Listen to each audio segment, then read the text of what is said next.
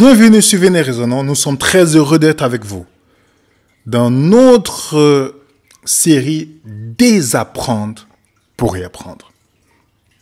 La semaine passée, suite à notre étude sur le dernier prophète majeur de Dieu dans la Bible, il y a une question qui est venue. C'était de savoir, est-ce qu'il y a encore des apôtres ou des pasteurs, selon la Bible?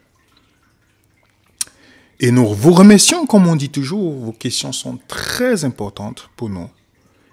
Et ça nous permet aussi d'étudier nous-mêmes afin de partager avec le plus grand nombre. Je sais que c'est souvent des sujets un peu délicats dont certaines personnes n'aiment pas aborder, mais ici à Venez Raisonnons, il n'y a pas de questions taboues. Nous abordons toutes les questions que vous nous posez. Nous ne faisons pas cela pour de l'argent. Notre chaîne n'est pas monétisée. Nous ne faisons pas cela pour la popularité. Nous ne voulons même pas être populaires. Ça ne nous intéresse pas. Nous sommes que des pécheurs et des étudiants de la Bible. Vous allez me poser la question, pourquoi j'ai mis la photo de ce monsieur? Moi, je ne le connais pas personnellement. Je ne veux pas connaître sa vie privée. Mais c'est quelqu'un que j'aime beaucoup qui va dans ce que j'appelle sa église, dans son mouvement, dans son cathédrale, je ne sais pas, peu importe, et qui m'a envoyé ces vidéos pour suivre, parce que pour lui, c'est un homme de Dieu, comme il l'appelle. Alors, par curiosité, j'ai vérifié, et il les considère comme un apôtre. Donc, j'ai dit, ça tombe bien. Nous allons faire le sujet là-dessus. Donc, je n'ai pas mis sa photo en disant qu'il est ceci. Non. Voilà, je ne le connais pas personnellement. Et je n'ai pas un problème de débattre avec lui si un jour il veut débattre Bible à main. Donc, je commence par ça pour vous dire, mon but ce n'est pas un appel à mépriser quelqu'un, à quoi que ce soit. Je n'appelle pas la haine des gens. On parle du message. Moi, c'est le message qui m'intéresse, pas les messagers. C'est le message qui m'intéresse. C'est pourquoi j'aime bien cette parole de Paul qui dit « Car notre prédication ne repose ni sur l'erreur, ni sur les motifs impurs, ni sur la fraude, mais selon que Dieu nous a jugés dignes de nous confier l'évangile. Ainsi, nous parlons, non comme pour plaire à des hommes, mais pour plaire à Dieu, qui sonde nos cœurs. Jamais, en effet, nous n'avions usé des paroles flatteuses. Comme vous le savez, jamais nous n'avons eu la cupidité pour mobile. Dieu est témoin. Donc voilà un peu ce qui motive tous les jours les pécheurs que nous sommes venus raisonnants. Ce n'est pas pour plaire à quelqu'un, ce n'est pas pour les motivations de quoi que ce soit. Nous voulons simplement, grâce à vos questions, répondre. Parce que nous savons très bien être chrétiens. Ce n'est pas mettre son cerveau à l'extérieur comme certaines personnes nous disent. Parce que n'oubliez pas, il y a des sujets que nous faisons qui gênent et nous recevons parfois certains pasteurs ou certaines personnes qui nous disent si on continue, ça va créer le désordre dans la dénomination, ils vont plus nous soutenir, ils vont plus faire ceci. Je vous dis simplement, si votre but de suivre Venez Raisonnons, c'est pas pour appuyer les enseignements de votre dénomination, je peux vous dire maintenant, arrêtez de nous suivre. Sortez de nos groupes Telegram ou WhatsApp où nous mettons nos documents. Allez dans votre dénomination. Nous ne disons jamais à quelqu'un de ne pas suivre sa dénomination. On ne cherche pas un nombre. Jésus, quand il était sur la terre, n'était pas populaire. Nous ne cherchons pas la popularité. Nous connaissons qu'on a besoin d'un sauveur. Donc, s'il y a une contradiction à faire, ce n'est pas sur les commentaires bibliques. C'est nous contacter par email pour dire « Je ne suis pas d'accord avec ce que vous enseignez. Voilà ce que je présente. » Pas seulement dire « n'est pas d'accord ». Dire « ne pas être d'accord », ce n'est pas un argument. Je dis toujours ça à des personnes. Ce n'est pas un argument de donner son opinion. Il faut donner les faits. OK? Voilà, ceci étant dit, nous allons entrer dans notre message. Est-ce qu'il y a les apôtres et pasteurs aujourd'hui? Vous avez des affiches comme ceci. Apôtre Ivan Castano. OK? Vous avez par exemple la jalousie dans le ministère, l'apôtre Roland Dallot et pasteur Marcelo Tunasi. Vous avez par exemple l'importance des finesses dans notre royauté en Christ. Oh, wow. C'est jamais la victoire sur le péché, mais c'est toujours l'argent. Apôtre Alain Patrick et le révérend Raoul Wafo. OK? Vous avez l'apôtre Dana Carson et Bishop T.D. Jakes. Vous avez par exemple, chez les Mormons, l'apôtre Jeffrey Holland. OK? Et Patrick Keron. Et vous avez aussi d'autres qui prennent le titre de pasteur. On a des pasteurs qui sont même plus rassasiés que aujourd'hui. OK? Des pasteurs. L'autre dit, as-tu donné à ton pasteur ce que tu lui dois? Ça, c'est EMCI TV. Jérémy Soudrel. J'ai essayé d'écouter, je me dis, mais comment les gens arrivent à écouter ces personnes? Je n'ai pas un problème avec les personnes individuellement. Mais si quelqu'un est mature spirituellement, il ne peut pas écouter le message de ces gens. Je vous dis sincèrement, il n'y a que des gens qui sont dans le lait spirituel qui ont besoin de ces messages. J'ai essayé de prendre du temps, même si je n'ai pas de temps pour écouter. Je dis, mais ces gens s'y racontent. Qu'est-ce qu'ils racontent? J'ai écouté peut-être ce qu'il a dit sur la dîme. Je dis, mais sincèrement, c'est quelqu'un qui a étudié la Bible ne peut pas s'asseoir pour écouter. As-tu donné à ton pasteur ce que tu lui dois? Donc, il est ton pasteur. Un mot, regardez ce qu'il a dit, il est dans un article. Un mot anti-biblique, chacun est son propre pasteur. Il dit, c'est anti-biblique. C'est anti-biblique. Et il fait un document là-dessus. Vous pouvez voir, j'ai mis ça pour que vous voyez. J'ai souligné en bleu. Avez-vous besoin de vous avez besoin de vous soumettre, de marcher, soumis à l'autorité du pasteur que Dieu vous a appelé à avoir. Oh, wow. Alors, il y a des gens qui sont même plus agressifs que le pasteur. Parce que vous dites quelque chose, je me rappelle quand on a fait la vidéo sur la dîme. Oh, une certaine dénomination, il y a des loups qui sont déchaînés. On est en train de vouloir dépouiller le pasteur. On a envie de... Qu'est-ce qu'ils vont faire avec loin de l'Éternel? Qu'est-ce qu'on fait? Ils nous ont même promis les malédictions, toutes les malédictions possibles. En faisant des groupes de prière pour prier que Dieu nous détruise. Parce qu'on a touché à quelque chose de saint. La dîme de leur pasteur. Tout ça sans texte biblique. Juste par le menace. Donc aujourd'hui, je vais prendre ce sujet en deux parties. Donc je vous prie, et comme je vous ai dit, venez résonnant, nous avons un groupe Telegram, on met nos documents. Comme ça, vous allez étudier pour vous-même. Si nous sommes dans l'erreur, je vous en prie, sauvez-nous. Ne venez pas sur les commentaires. Sauvez-nous en nous écrivant, en disant, ce que vous dites c'est biblique, voilà les textes bibliques qui démontrent que vous êtes dans l'erreur, répentez-vous. Et si vous avez raison, et que vous avez les preuves claires bibliques, nous allons faire la repentance publique. Voilà ce que nous disons toujours dans nos vidéos. Nous sommes que des étudiants de la Bible. Pourquoi Jésus est le seul pasteur? Pourquoi il n'y a plus de pasteur? On va commencer par là avant de finir avec l'apôtre. OK? Pourquoi Jésus est le seul pasteur? Et dans la présentation, vous allez comprendre quelque chose que moi, ça m'a pris du... on est toujours dans la détox spirituelle. On a besoin de détox, pas seulement physique, mais spirituel, parce que quand on pensait qu'on était hors de Babylone, pourtant on était dans un environnement babylonien. Quand on se rend compte de ça, je parle de moi, de la dimension dans laquelle j'étais, on a besoin de faire la détox de beaucoup de choses.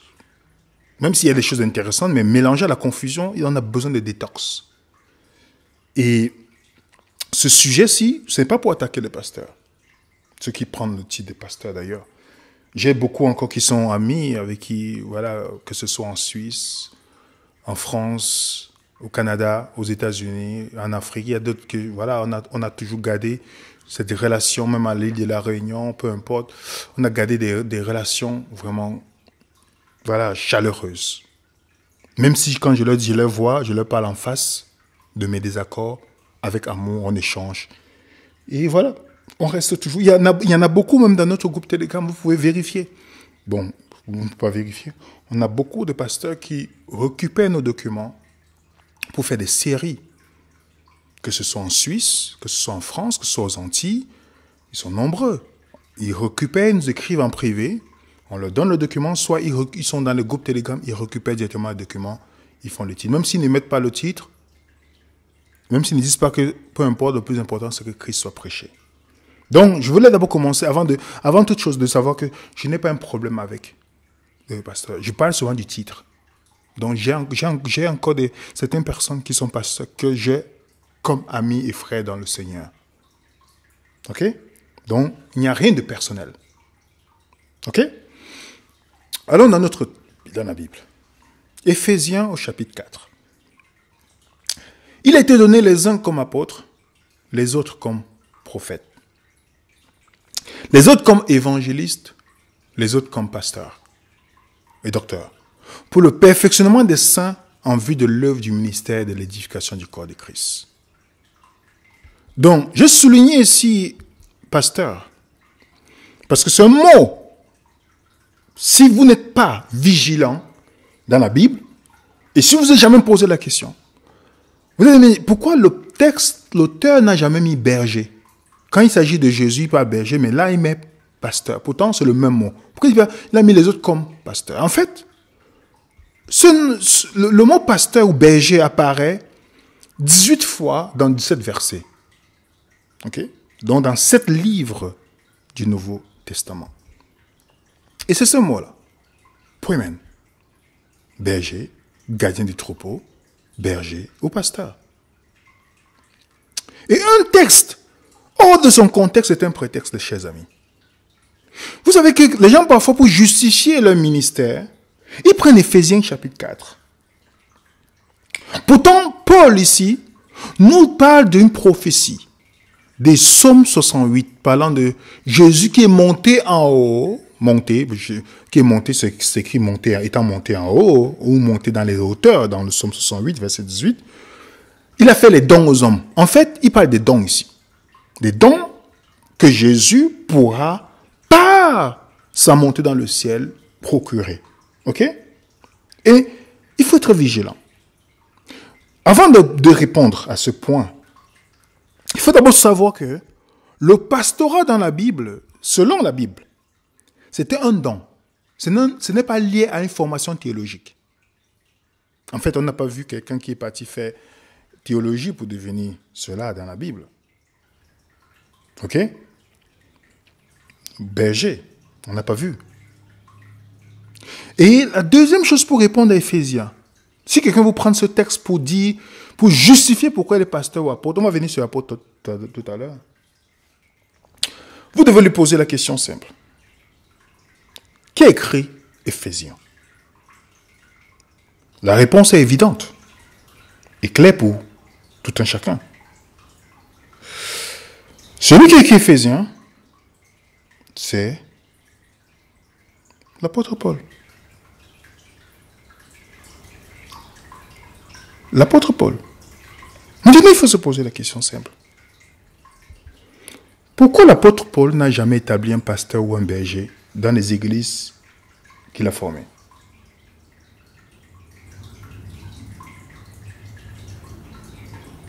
Vous comprenez? Vous comprenez? Pourquoi il n'a jamais choisi?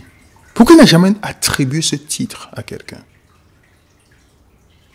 Je vais donner par exemple un texte où Paul choisit les responsables d'église, de maison. Cette parole est certaine. Si quelqu'un aspire à la charge d'évêque, et puis dans le catéchisme, il faut que l'évêque soit irréprochable, marié d'une seule femme, sobre, modéré, tout ça. Le mot évêque, il veut dire piscopos. Piscopos. C'est ça le mot évêque. Qui veut dire gardien, surveillant, superviseur, contremaître, ancien, responsable. Et dans la Bible, on voit toutes les fois que Paul a écrit des lettres, quand il parle de surveillance, c'est les surveillants anciens qui dirigeaient les églises de maison. Il n'a jamais mis quelqu'un comme pasteur. Il n'a jamais donné ce titre à un être humain, à part Jésus. Je vais vous montrer tout à l'heure. Mais lorsque les églises se forment, il met les anciens. Il ne met pas le pasteur. Que les anciens qui dirigent bien. Vous comprenez? Il ne met pas de pasteur. Pourquoi? Voilà quelqu'un qu'on doit se poser comme question. Pourquoi? Mais quand on lit Jacques, le frère de Jésus, même lui-même n'a jamais pris le titre de pasteur, le frère de Jésus. Il dit, quelqu'un parmi vous est-il malade? Qu'il appelle les anciens de l'église et que les anciens prient pour lui en loignant Dieu le nom du Seigneur. Remarquez bien, le texte est clair. Pourquoi il ne dit pas si quelqu'un est malade qu'il appelle les pasteurs? Je vous laisse mijoter là-dessus, de pousser un peu la réflexion un peu très loin. Pousser la réflexion loin. Quelqu'un parmi vous est malade qu'il appelle les anciens d'église. Pourquoi les anciens sont ceux qui étaient supposés, comme on dit, surveillants, sont ceux qui devaient diriger ces églises. Ce sont eux. Je sais que ça fait mal, c'est difficile, mais il faut qu'on supporte parce que c'est très important qu'on se pose des bonnes questions. Pourquoi appeler les anciens? Pourquoi pas appeler les pasteurs? Parce que, en fait, ça n'existait pas de pasteurs qui dirigeaient l'église dans ce temps-là. Ça n'existait pas. Vous comprenez? Même Pierre, apôtre.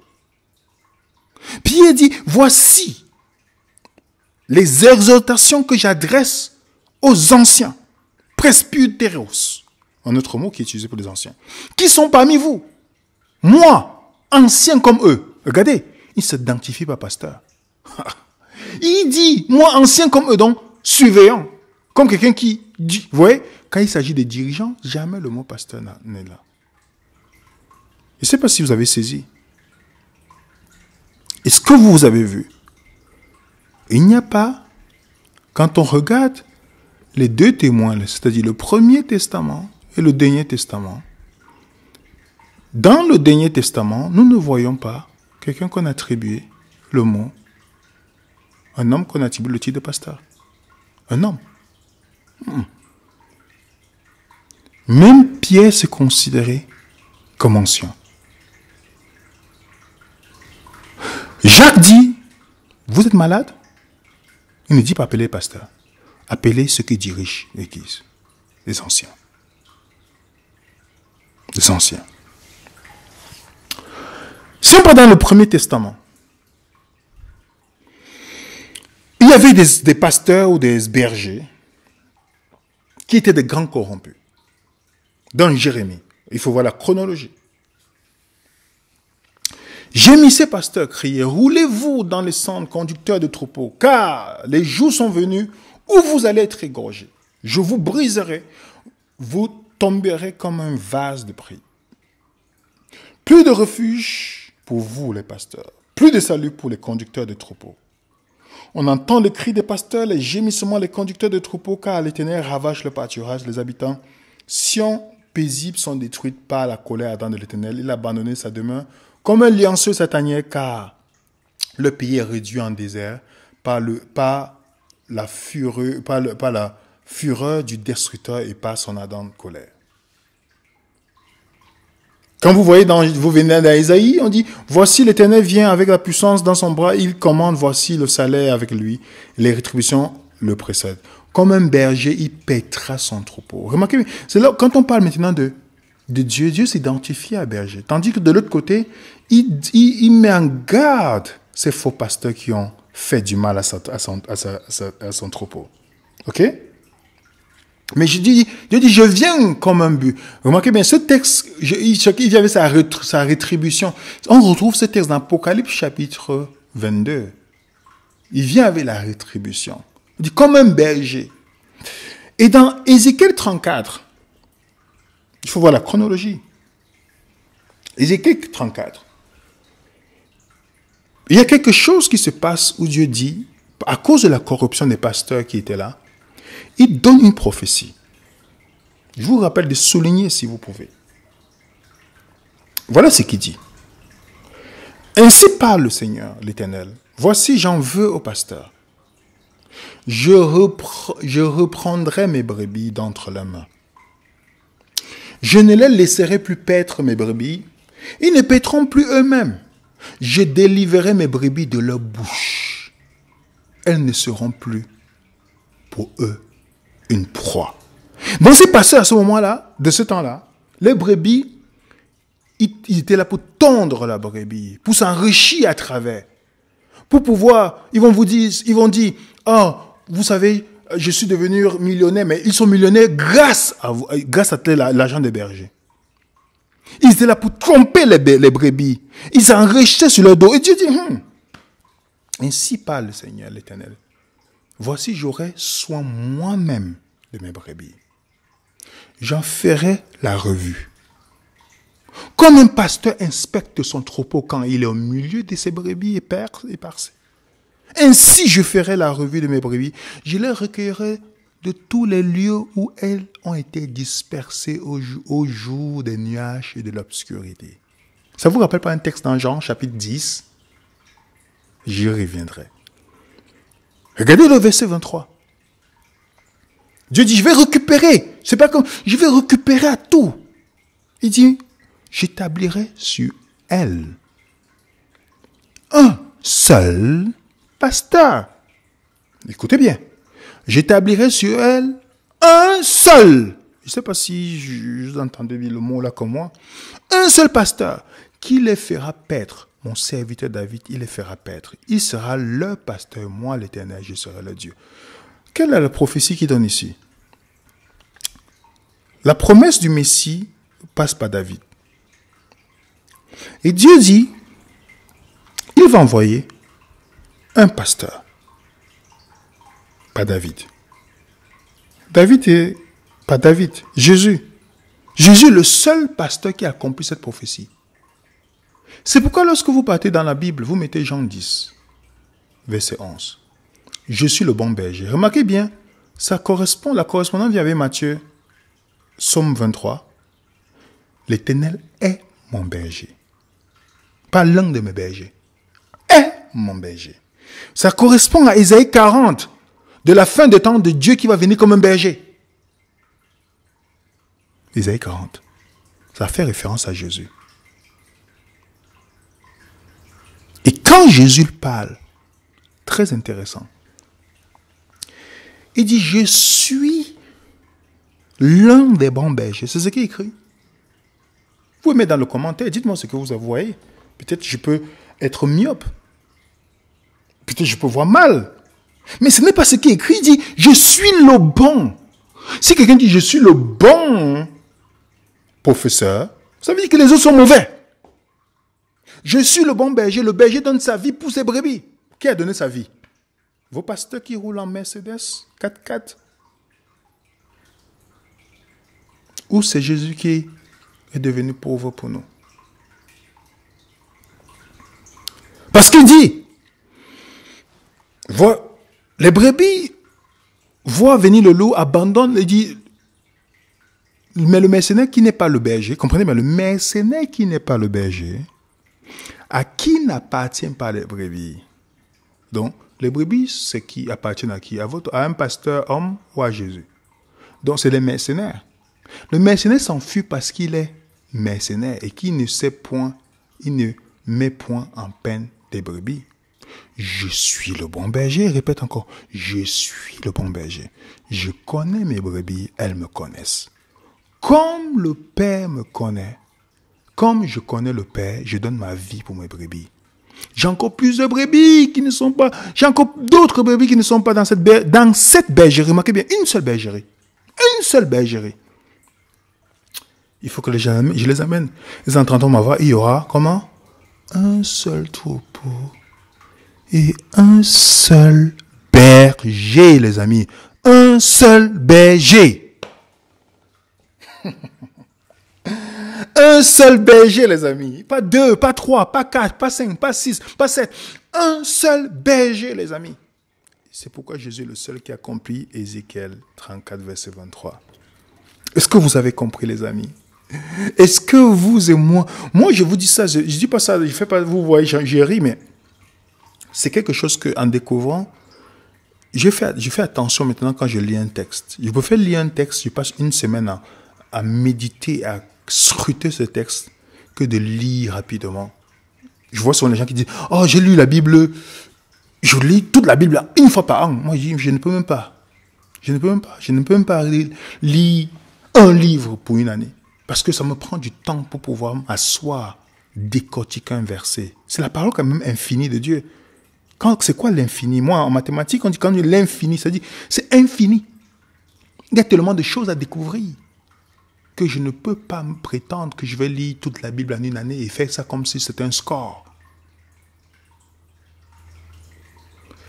Il n'y a pas un concours pour ça. En tout cas, ça ne m'intéresse pas, ce concours. Donc, un seul berger. Et quand l'auteur de livre d'Hébreux, quand il parle de Jésus, il dit quoi? Que le Dieu de paix qui a ramené d'entre les morts le grand pasteur, il parle de Jésus. Il parle de Jésus. Pierre qui est apôtre de Jésus, comment il voit Jésus? Car vous étiez comme des brebis errantes, mais maintenant vous êtes retournés vers le pasteur, le gardien de vos âmes. Vers le pasteur, qui est Jésus. D'autres versions disent vers le souverain pasteur. Non, dans l'autre verset, 1 Pierre 4, verset 4, il dit lorsque le souverain pasteur paraîtra. Vous comprenez? Vous comprenez, les amis? Jésus est celui qui est considéré comme le seul pasteur dans la Bible.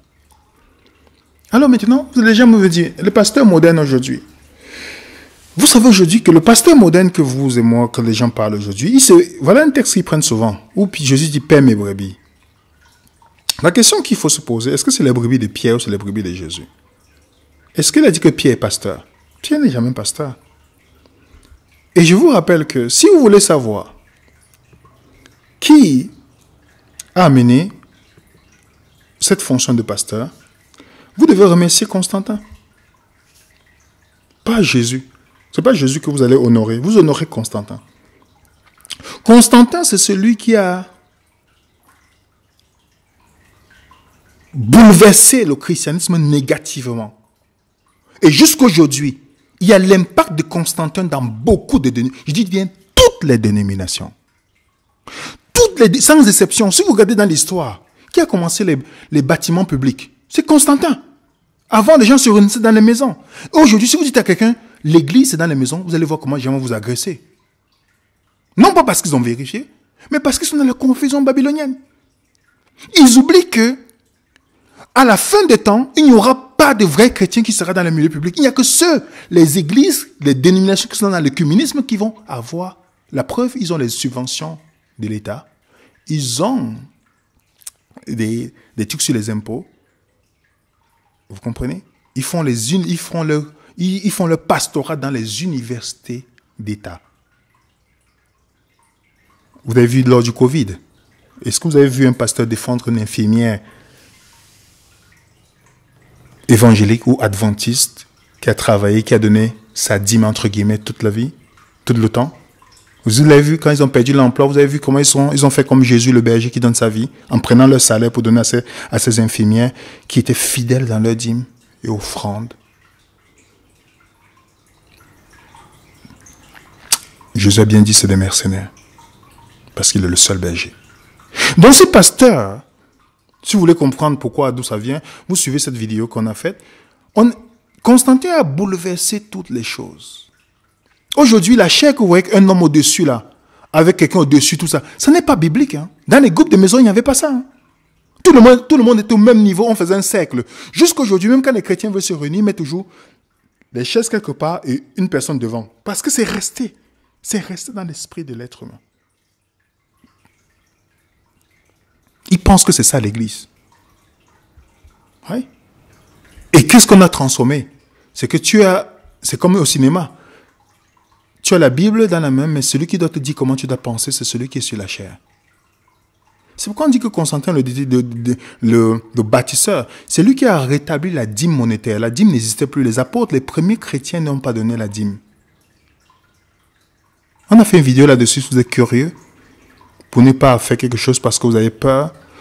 Tapez Venez Résonnant sur YouTube et vous mettez dîme.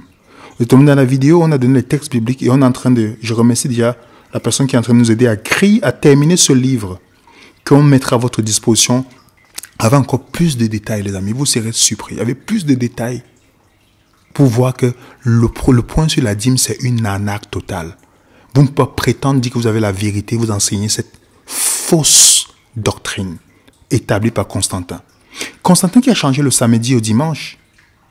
Les gens vont dire oui, ah oui, mais quand on parle de la dîme, ils sont perdus. Constantin qui l'a fait.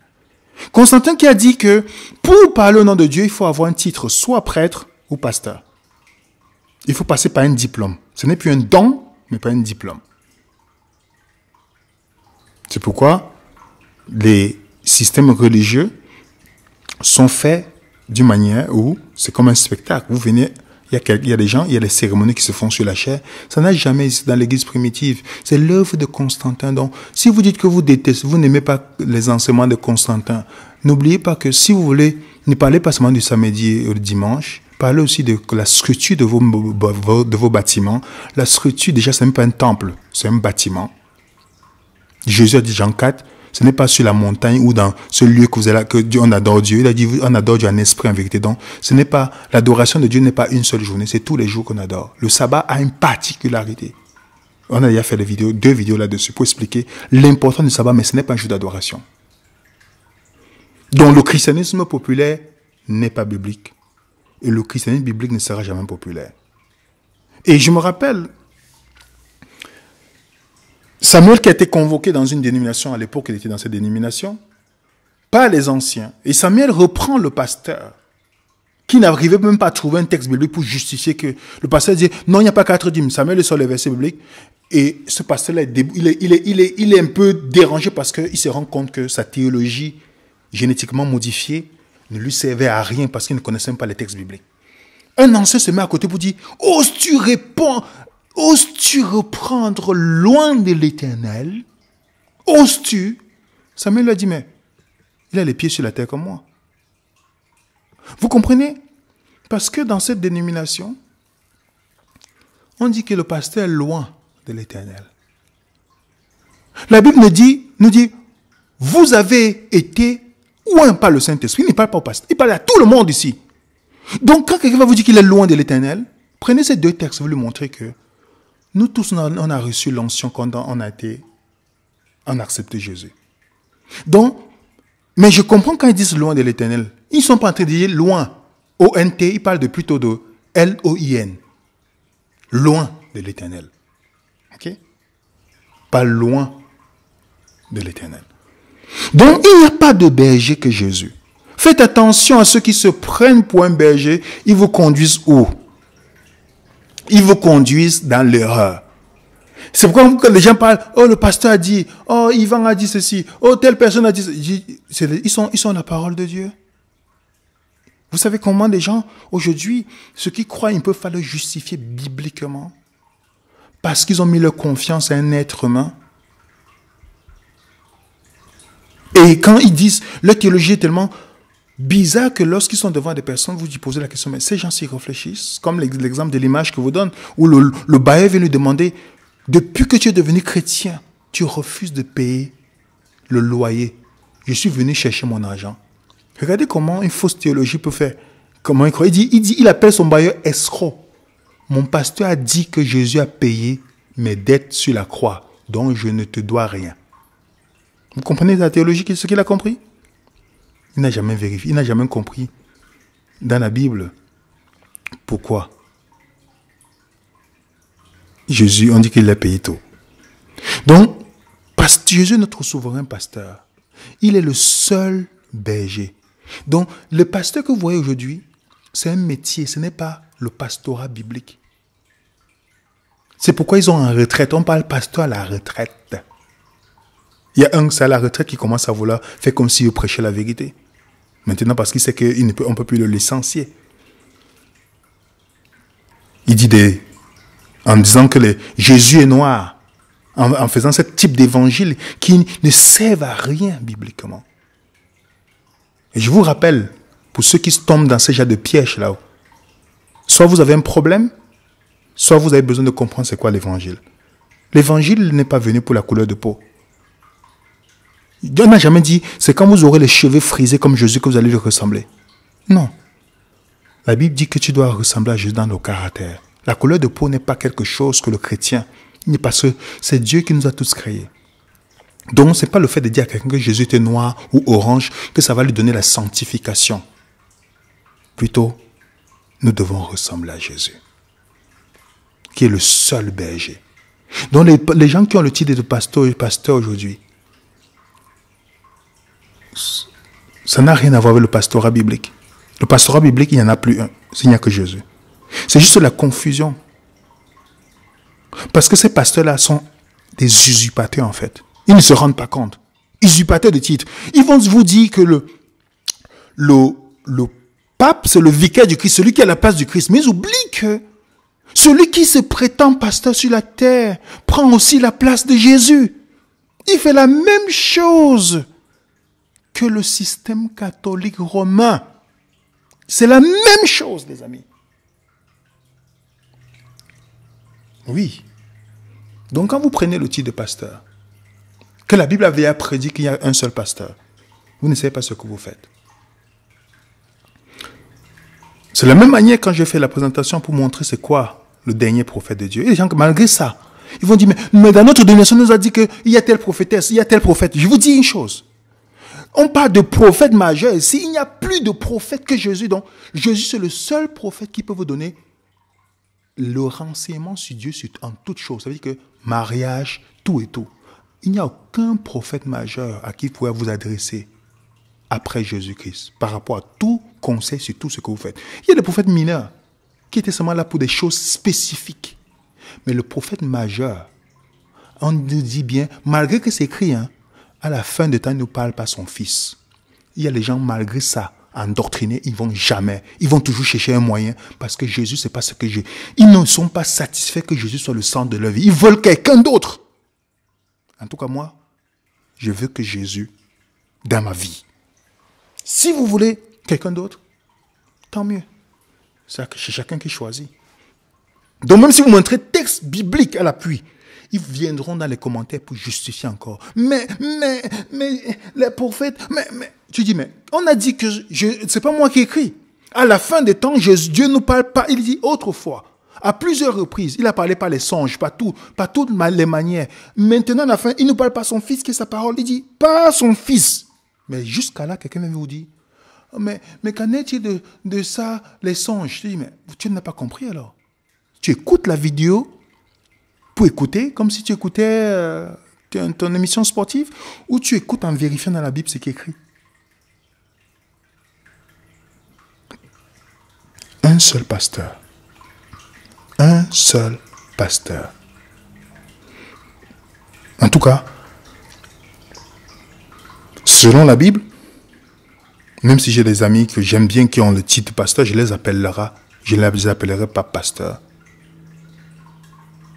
Je les appellerai uniquement mon frère, ma soeur, dans le Seigneur. Je les aime. Mais parce que je veux qu'un seul, selon ce qu'il est écrit, pas sola cultura, mais sola scriptura. Je veux qu'un seul soit mon pasteur. Parce que c'est le seul qui est mort pour moi, qui donne sa vie pour moi. Je n'ai pas vu une autre personne donner sa vie pour moi comme le Christ. Et je suis d'accord quand il dit, je suis le seul berger, le seul pasteur. Merci Jésus. Maintenant, qu'en est-il des apôtres alors? Qu'en est-il des apôtres?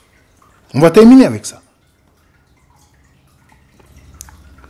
J'espère que nous ne recevrons plus de questions sur ce sujet. Parce que beaucoup de gens posaient des questions, mais pourquoi? J'espère qu'avec ce que Dieu nous permet de partager avec vous, vous allez retourner, étudier, vous affermir vous-même. Et quand vous serez face à quelqu'un qui vous dit, mon frère, voilà ce qui est écrit. Qu'est-ce que tu dis de ce texte? Que lis-tu? Que disent les Écritures? Si vous cherchez la sécurité, je vous prie d'aller dans une dénomination. Si vous cherchez la liberté, je vous prie de suivre Jésus. Parce que Paul dit dans Galates 5, c'est pour la liberté que Christ nous a appelés. C'est pour la liberté. Qu'en est-il des apôtres? Il a donné aux hommes les apôtres, tout ça. Voilà, j'ai donné ce texte tantôt, je souligne apôtre. Le mot apôtre, c'est un mot grec que les Romains utilisaient quand on disait quelqu'un est apôtre, les Romains en général. C'est quelqu'un qui avait reçu une autorité pour représenter quelqu'un. Comme un messager. Il avait une autorité avant de faire. C'est pourquoi quand vous voyez le mot définition apostolo. Mais dans le sens biblique, dans le sens romain, c'était quelqu'un qu'on dit un messager qui avait reçu une autorité pour quelque chose. Mais dans le sens biblique, c'est quelqu'un qui est un délégué, messager avec l'ordre. Et remarquez bien, ce qui est étonnant, c'est que ce titre dans la Bible n'a jamais été attribué à d'autres personnes qu'aux apôtres. Pourtant, Dieu a envoyé plusieurs personnes. Vous comprenez? Ça n'a jamais été attribué à d'autres personnes qu'aux apôtres. Je vais vous donner quelques points où on trouve le mot. Acte 5, retint en partie sa femme, il retint en partie une partie du prix, et sa femme le sachant, puis ils apportèrent le reste, le déposaient aux pieds des apôtres. Parce que les apôtres étaient différents des autres, des 120 qui étaient dans la pièce. Saluez Antronicius, Junias, mes parents et mes compagnons de captivité, qui jouissent d'une grande considération parmi les apôtres. Ok? Qui même ont été en Christ avant moi. Vous avez par exemple Galates 1. Mais je ne vis en aucun autre des apôtres, si ce n'est Jacques, le frère du Seigneur. Jacques, le frère de Jésus, n'était pas apôtre. Il y avait un Jacques qui était apôtre. Ok? Donc quand les gens lisez plusieurs versions, vous allez voir. Même Jacques, dans lui de Jacques, il se présente serviteur.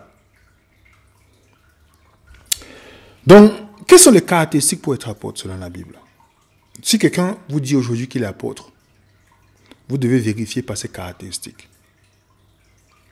La première chose, Éphésiens 2, verset 20. Vous avez été édifiés sur le fondement des apôtres et des prophètes. Jésus lui-même étant la pierre angulaire. Remarquez bien. On nous dit qu'il parle du passé. Vous avez été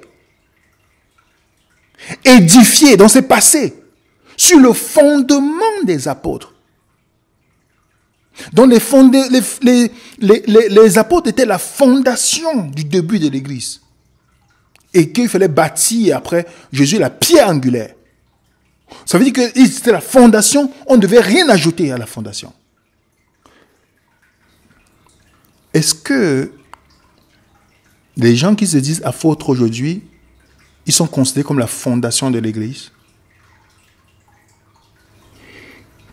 C'est une question à se poser. Regardez quand dans 2 Pierre dit, afin que vous vous souvenez des choses annoncées d'avance par les saints prophètes et du commandement du Seigneur et Sauveur enseigné par vos apôtres. Remarquez bien, c'est toujours passé.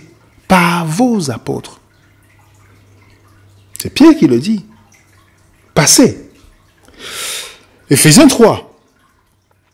Il n'a pas été manifesté au Fils des hommes dans les autres générations comme il a été révélé maintenant par l'Esprit aux saints apôtres et aux prophètes.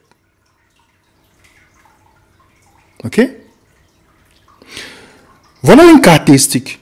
C'est d'abord, est-ce que je suis dans la fondation des apôtres? Est-ce que j'étais au temps des apôtres là? Le mot apôtre veut dire messager, mais dans le sens biblique, recevoir l'apostolat, il fallait être dans la fondation. Considéré comme la fondation. Il y a combien de fondations? Je vais vous montrer tout à l'heure. La deuxième caractéristique pour être apôtre, voici.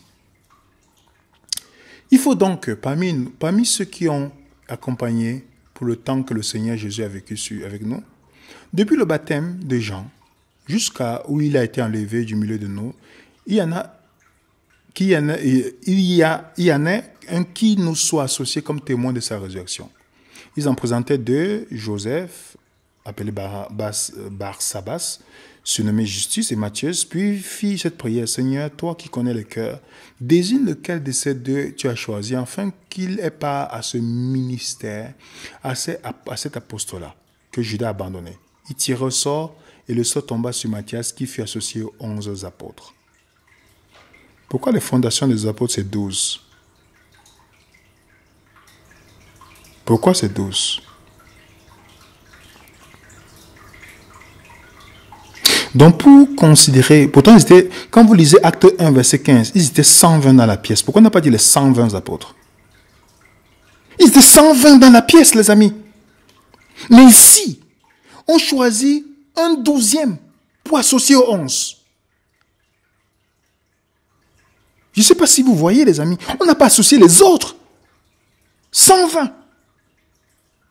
On prend un seul pour associer aux 11 parce que Judas a abandonné son poste. Pourquoi Paul est considéré comme le 13e apôtre? Je vais vous montrer tout à l'heure. Est-ce que Paul a vu Jésus? Voilà ce qu'il dit. Ensuite, il est apparu à Jacques, puis à tous les apôtres. Après eux tous, il m'est aussi apparu à moi comme à l'avorton. Car je suis le moindre des apôtres, je ne suis pas digne d'être appelé apôtre parce que j'ai persécuté. Donc remarquez bien, une des fonctions, des caractéristiques des apôtres, il fallait aussi voir Jésus. Et Paul a vu Jésus? Oui. Oui, il le dit aussi. Dans 1 Corinthiens 9, verset 1 à 2. Ne suis-je pas libre? Ne suis-je pas apôtre? N'ai-je pas vu Jésus notre Seigneur? Voilà un autre point pour démontrer que tu es apôtre. Il faut que tu aies vu Jésus. Et il a eu les témoins pour ça. C'est pas comme s'il était dans sa chambre, il a dit, oh, comme Mohamed ou d'autres faux apôtres aujourd'hui, oh, Dieu m'a apparu. Tout le monde peut dire ça. Hein. Il suffit que vous avez bien mangé dans la soirée, vous avez beaucoup mangé, vous vous couchez, vous allez avoir un rêve, vous allez imaginer tout ce que vous avez pensé durant la journée. Vous avez dit que j'ai une apparition. Ben non, il n'a pas dit ça. Le ministère de Paul a été confirmé aux autres. Donc il ne s'est pas levé pour dire je suis apôtre. Il a été confirmé aux autres. Et pourquoi Paul est le 11e apôtre? Souvenez-vous, dans la Bible est cohérente. La Bible, c'est un livre cohérent. Quand Israël est sorti, il y avait combien de patriarches? Je ne me dis 12. Non, il y a 13. Un qui était itinérant, les Lévites, qui n'avait pas part à tout. Et 12 à qui on a partagé toute la terre. Toute la Canaan, pardon. Donc, 12 apôtres, 12 patriarches, plus un qui n'est pas compté dans le partage. La Bible est cohérente. On parle de type et antitype. Dans le Nouveau Testament, on a 12 apôtres, Matthias associé. On a un 13e qui est itinérant, Paul. C'est pourquoi il est différent des autres, Paul. Il est différent comme les Lévites étaient différents des autres. Mais il n'était pas considéré dans le chiffre 12. Vous voyez ça? Paul est différent des autres. Si on fait le temps d'étudier là-dessus, vous allez voir comment c'est merveilleux. C'est pourquoi Paul est considéré comme le plus grand missionnaire après Jésus. Vous voyez ça? Vous comprenez, les amis? Et troisième chose pour montrer que tu es apôtre, voilà ce que Paul dit. Les preuves de mon apostolat ont été éclatées au milieu de vous par une patience à toute épreuve, par des signes et des prodiges et des miracles. Comprenez bien, les amis. Quand vous lisez Acte 13, verset 11, je dis bien Acte 13, verset 11, vous pouvez noter. Acte 14, verset 10, vous pouvez noter. Je répète, Acte 14, verset 10. Vous avez Acte 16, verset 18, où Paul a demandé à un démon de sortir sur lui. Il n'a pas fait 3 ans de délivrance. Une seconde. Il a dit sors et c'est sorti. Pas les gens qui vous disent aujourd'hui qu'ils font la délivrance. Il y a un là, à Paris, qui dit qu'il fait la délivrance. Il invitait les gens pour faire la délivrance. Un jour, il y avait quelqu'un qui est tombé, il a fui lui-même. Il a fui. Donc, il joue les journalistes aujourd'hui sur YouTube, en posant des questions. Parce que c'est qu'il ne repose sur rien. Il a fui ce jour-là. Il dit qu'il chasse les démons. Les démons qu'il faut chasser pendant des heures et des heures. Pour une seule seconde, il a chassé les démons. Une seule seconde. Donc, pas besoin de 3 heures de temps, pas besoin de faire des choses, du mysticisme pour délivrer. Non, non, non. Une seule seconde. On est dans Acte 16, 18. Acte 19, verset 11 à 12. Acte 19, verset 11 à 12. Acte 20, verset 10 à 12, où Paul ressuscite quelqu'un devant tout le monde. Donc, voilà encore un autre signe. Donc, soit tu fais partie de la fondation, 12 plus 1, 13. Soit tu fais partie, soit tu as vu Jésus, soit tu as les miracles qui sont confirmés par les autres, attestés par les autres. Pas le faux miracle qu'on a vu en Afrique du Sud. Il dit qu'il a ressuscité les morts. Pourtant, c'est un jeune qu'on avait payé pour dire qu'il était mort. Pourtant, il n'était pas vraiment mort. On a invité les caméras pour dire qu'il voulait ressusciter. Pourtant, il n'était pas mort. Déjà, les miracles ne prouvent pas que Dieu est avec toi. Les miracles prouvent que c'est une puissance surnaturelle. C'est tout. Donc, ça n'a rien à voir avec ces faux apôtres qui prennent le titre d'apôtre. Je ne parle pas de leur vie privée, ça ne m'intéresse pas. Je parle de ceux qui prennent comme titre. Comme Chuck Pierce. Vous avez l'apôtre Peter Wagner, il dit qu'il est apôtre. Vous avez Lance Wallnau qui dit qu'il est apôtre. Sheehan qui dit qu'il est apôtre. Ivan Castani dit qu'il est apôtre. Vous avez apôtre Alain Patrick. L'importance des finances dans notre royauté en Christ. Voilà, les enseignements, tout tourne sur l'argent, la bénédiction, la richesse. Tu dois être riche, tu vas faire ceci. Voilà l'évangile que vous allez voir, ce que ces gens vont présenter. C'est cet évangile-là. Ils ont en jet privé, toutes ces choses. Jésus n'a même pas une âne. On a prêté l'âne à Jésus.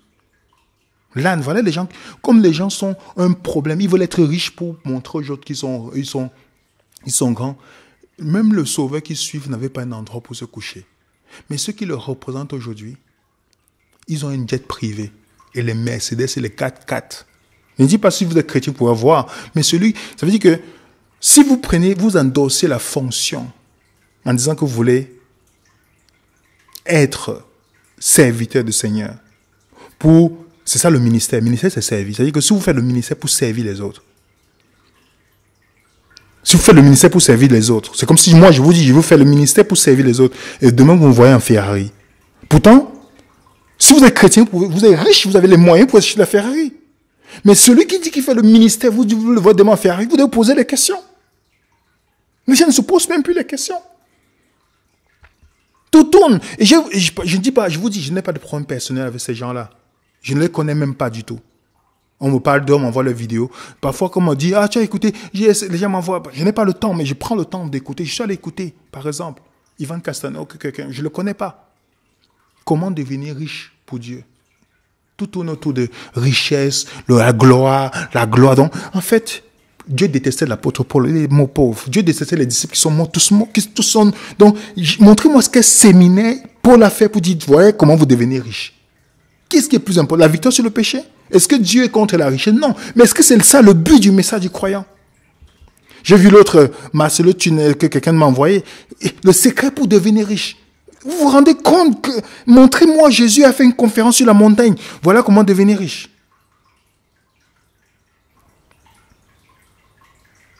Mais les millions de personnes, comme je vous dis, le christianisme populaire n'est jamais biblique. Et le christianisme biblique ne sera jamais populaire. Les gens suivent ce qu'ils veulent entendre. Ils aspirent à voir la gloire terrestre et toutes ces choses que ces gens leur promettent. Mais n'oubliez pas, ils ont cette dette privée grâce à votre argent et les formations qu'ils vous vendent. C'est ce que vous ne devez jamais oublier. Ce n'est pas qu'ils entrent chez eux, il y a un malais d'argent qui tombe. Ils ont grâce à cette manipulation des Écritures qu'ils font pour que vous donnez, et vous les voyez avec les mains, vous pensez qu'ils sont bénis. Non, ils sont bénis grâce à votre argent. Il ne faut jamais l'oublier.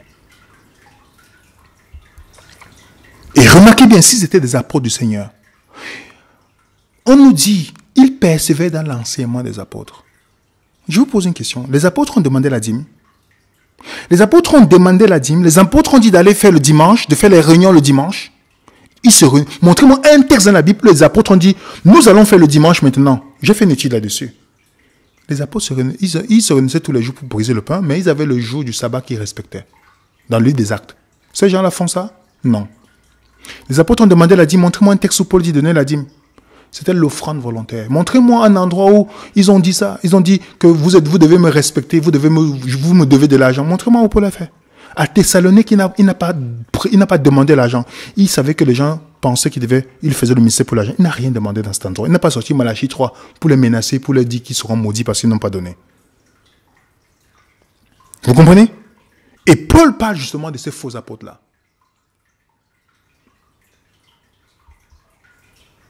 Ces hommes-là sont des faux apôtres, des ouvriers trompeurs, déguisés en apôtres du Christ.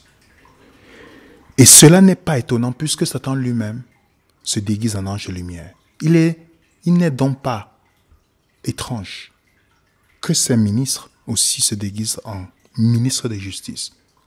Leur fin sera selon leurs œuvres. Donc ne soyez pas impressionnés par toutes ces personnes-là qui prennent le titre d'apôtre pour venir vous parler. Ils prennent des positions parce qu'ils savent qu'avec ce titre-là, regardez, il y a des gens quand ils pensent qu'ils sont docteurs, ils connaissent tout. Pourtant, il y a des gens qui n'ont pas fait médecine, qui connaissent grand chose, qui connaissent beaucoup de choses dans le corps humain. Il y a des gens qui pensent qu'ils sont... Parce que j'ai fait un débat un jour avec un pasteur, il est venu, le jour du débat, il est venu avec tous ses diplômes sur la table. Il a montré comment il a fait théologie dans telle école, il a fait ceci, il a fait le ministère dans tel endroit. Il m'a demandé, et toi, où est ton diplôme? Je dis que non, mon diplôme c'est la Bible. Et lors du débat, il ne connaissait même pas la Bible. Donc, ne soyez pas impressionnés par rapport aux gens qui vous parlent de leur diplôme. Si les gens cherchent parfois certaines fonctions pour qu'on les respecte parce qu'ils ont un problème déjà qu'ils n'ont pas résolu dans leur valeur de soi. Ne cherchez pas ça. Paul, les autres n'ont pas dit, appelez-moi ceci, prophète David, prophète ceci. Il n'a jamais dit ça. Non. C'est Paul. Et Paul lui-même dit, j'aime bien comment Parole de vie le dit. Finalement, après les autres, il m'est montré. Donc, le dernier, en fait, des apôtres, c'est Paul.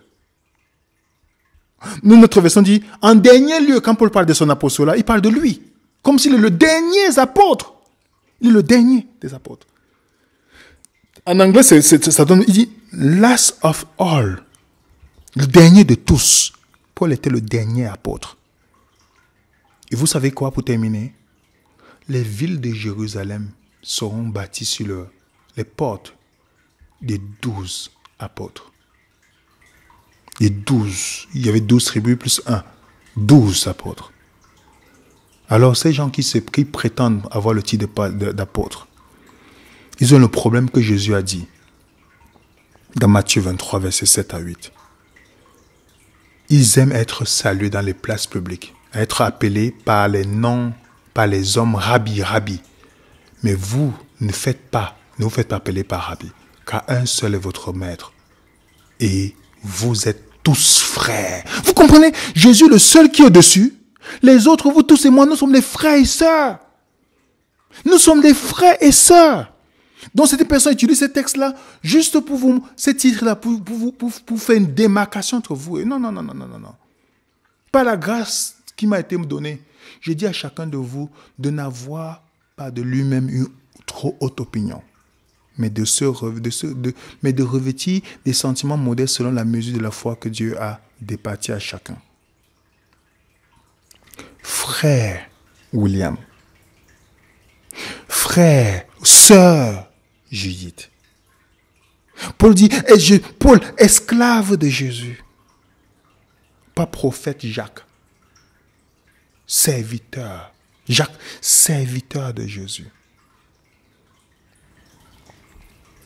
Donc tous ces gens-là qui viennent devant vous, avec ce titre d'apôtre, ne soyez pas impressionnés. Je ne parle pas d'eux personnellement, je dis de ce qu'ils enseignent. Déjà, si vous êtes quelqu'un qui étudie la Bible, vous savez très bien que, si vous étudiez la Bible, vous allez voir que vous perdez votre temps à écouter ça parce que c'est tellement rempli de distorsion de la parole de Dieu. La parole de Dieu est tellement tournée pour arriver à des fins. J'ai vu des explications là. Si un jour je fais seulement la vidéo là-dessus, dans une vidéo que j'ai vue de ce monsieur et de celui-ci qui est brun à côté, qui est un peu plus clair de peau, je vous dis les amis, je me suis posé la question, comment est-ce que les gens arrivent à écouter ces personnes. Moi, j'ai mal à l'oreille. C'est pourquoi il est important pour nous d'étudier. D'étudier vraiment notre Bible. Parce qu'il n'y a qu'un seul pasteur. On a les 2 témoins que Dieu nous a donnés. L'Ancien, le Premier Testament et le Deuxième Testament. Nous devons l'étudier pour nous-mêmes. Nous n'avons qu'un seul pasteur, Jésus. Et les apôtres, il n'y a plus d'apôtres aujourd'hui. Et il n'y a plus, Paul le dernier apôtre, il n'y a plus d'apôtres aujourd'hui. Celui qui veut prendre le titre d'apôtre, c'est son problème. Ils vont dire, le pape est ceci, mais ils font la même chose. Ils font la même chose.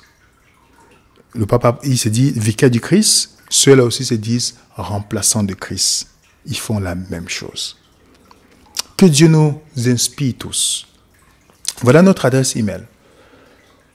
Si vous n'êtes pas d'accord bibliquement, si vous avez un débat, si c'est un de ces pasteurs a vu cette vidéo, qui ne pense pas que c'est pour l'attaque personnelle, nous ne détestons pas les gens, mais nous serons prêts, volontiers, à faire un débat public avec eux.